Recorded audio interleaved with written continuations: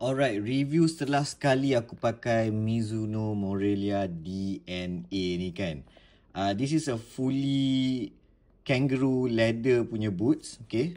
So memang lembut depan ni. Aku tengah pakai apa tu, shoe keeper dan saya aku tekan tak boleh, dia keras lah kan.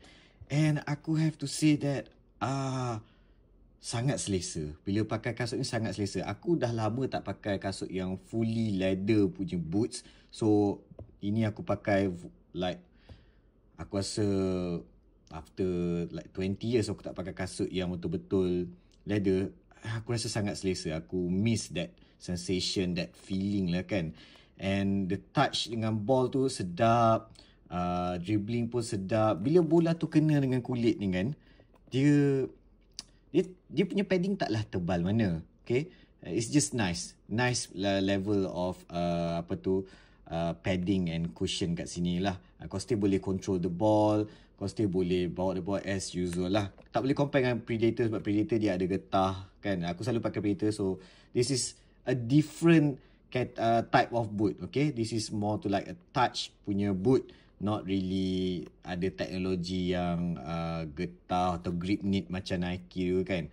So baru aku tahu kenapa orang cakap okay, try Mizuno dulu kan, walaupun di fully leather man, you will know the feeling. And bila aku try, I'm in love man. Best pakai kasut ni, selesa. Tapak dia punya traction aku pakai dekat padang yang baru lepas hujan lebat.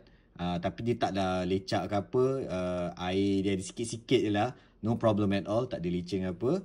And aku kena pijak tau. Aku kena pijak dekat kaki kanan aku kan. Ada aku tengok kasut aku, ada koyak ke tak kan, leather kan. Tak ada, even tak ada tanda apa-apa pun. So very strong punya leather, and however they do it. Seakan aku risau terkoyak lah, tapi tak ada. Okay. So aku tak rasa menyesal langsung beli ni. Aku rasa aku make the right decision. And aku really happy sebab aku ada yang Morelia DNA ni. And also aku ada lagi satu Mizuno Alpha 2 Japan. Dua-dua made in Japan. Aku suka dua-dua tu. Dua-dua tu kalau kau suruh aku pilih, minat yang mana satu, susah aku nak cakap. Sebab this is a fully premium kangaroo leather punya boot. Yang Mizuno Alpha tu is it's not leather, tapi dia speed type. So dua-dua aku suka. Now aku rasa macam nak tambah Mizuno lain pula. Jadi penyakit pula ni.